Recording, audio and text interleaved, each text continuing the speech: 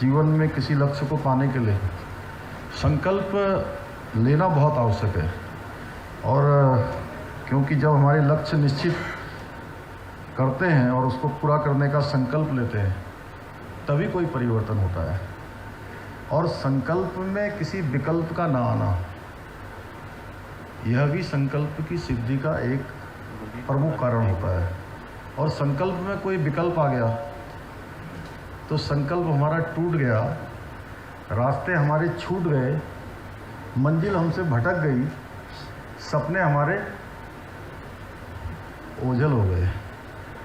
इसलिए इस कार्यक्रम का जो विषय रखा है संकल्प से परिवर्तन की ओर, वो हमें ये बताता है कि Coca Cola India Indo Dutch horticulture technology ने जिस कार्य को पूरा करने का संकल्प लिया है उसको सिद्धि तक पहुंचाया है, यानी संकल्प को पूरा किया है।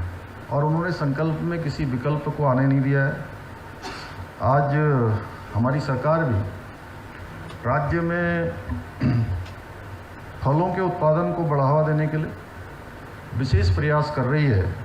इसके अंतर्गत जहां एक और अभी हमने नाबार्ड से 18,000 पॉली हाउस की स्थापना के लिए लगभग 280 करोड़ की जो धनराशि हमको उसकी स्वीकृति मिली है, वहीं दूसरी ओर सेब उत्पादन को ज़्यादा से ज़्यादा प्रोत्साहित करने के लिए। और मैंने जब से भी इस दायित्व का काम मैंने ये शुरू किया, ये जिम्मेदारी मुझे मिली, तब से मेरा प्रयास था कि एप्पल मिशन और कीवी मिशन, इन दोनों में ही धनराशि को बढ़ाया जाए। जहाँ कीवी मिशन में भी हमने धनराशि को बढ़ाया, वहीं एप्पल मिशन में 35 करोड़ राज्य की तरफ से इस वर्ष के लिए 35 करोड़ की धनराशि का हमने प्रावधान किया है। और हॉर्टिकल्चर में पहली बार एक बड़ा बजट 813 करोड़ रुपए का हॉर्टिकल्चर उद्यान के क्षेत्र में हमने ये बजट इस बार रखा है।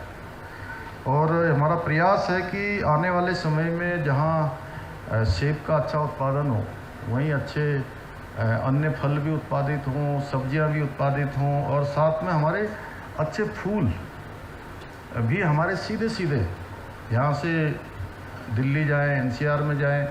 2 मंडियां हमारी स्थापित हों, एक कुमाऊं में और एक गढ़वाल में। और जो राज्य के लिए जो हमको उपयोग में लाना है उनकी व्यवस्था हम लोग अलग प्रकार से करेंगे, लेकिन पूरे देश के अंदर ताज़े फल और ताज़ी सब्जियां उत्तराखंड से जाएं। इसलिए हमने 18,000 पॉली हाउस इसी साल बनाने का निर्णय लिया और कल मंत्रिमंडल में हमने इस विषय का फैसला भी किया। इसके साथ ही राज्य में उच्च मूल्य वाली फसलें जैसे कीवी है, ड्रैगन है, फ्रूट स्ट्रॉबेरी, इन सबको भी बढ़ावा दे रहे हैं। पिछले दिनों आप लोगों ने देखा होगा कि यहाँ के राजभवन में, हमारे राजभवन में बसंतोत्सव बहुत धूमधाम से मनाया गया।